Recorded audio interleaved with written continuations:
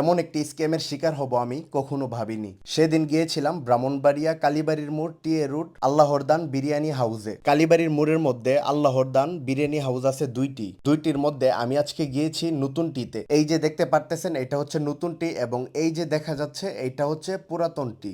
আমি যেটাতে গিয়েছি গিয়েই তাদেরকে জিজ্ঞেস করলাম যে আসল বিরিয়ানি হাউস কোনটা, তারা বলল তাদেরটা। এবং ওই যে দূরে দেখা যাচ্ছে এটাকে গিয়েও জিজ্ঞেস করলাম, তারাও বলল তাদেরটাও নাকি আসল বিরিয়ানি হাউস। এখন আপনারাই বলেন আল্লাহর দান বিরিয়ানি হাউস আসলে কোনটি মূলত, এবং দুইটা থেকে দুইটাই বলতেছে তারা নাকি আল্লাহর দান বিরিয়ানি হাউস আসল।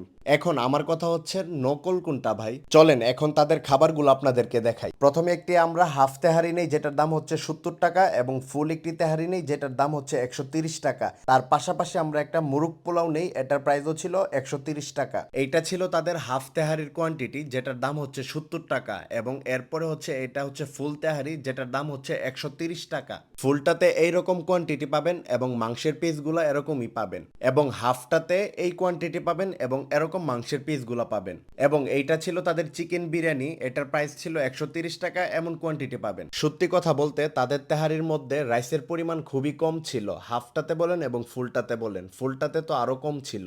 এখন যদি টেস্টের কথা বলি তাহলে মোটামুটি ভালোই ছিল, কিন্তু টাকা অনুযায়ী টেস্ট খুবই নরমাল। এখন টেস্ট করব তাদের মুরগ পোলাও বলেন বা চিকেন বিরিয়ানি বলেন, তেহারিটা যাই বলেন রাইস কম ছিল কিন্তু খেতে পারছি, কিন্তু মুরগ পোলাওটা ছিল একবারে বাজে। লবণের পরিমাণ অনেক বেশি ছিল, টোটালি লবণাক্ত ছিল, তাই শুধু চিকেনটা খেয়েছিলাম।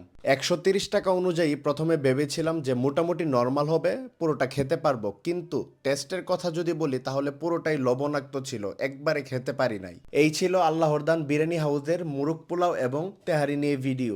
নেক্সটে কি নিয়ে ভিডিও করব অবশ্যই কমেন্ট করে জানাবেন, এবং পরবর্তী ভিডিওটি দেখার জন্য পেজটি ফলো করে রাখুন।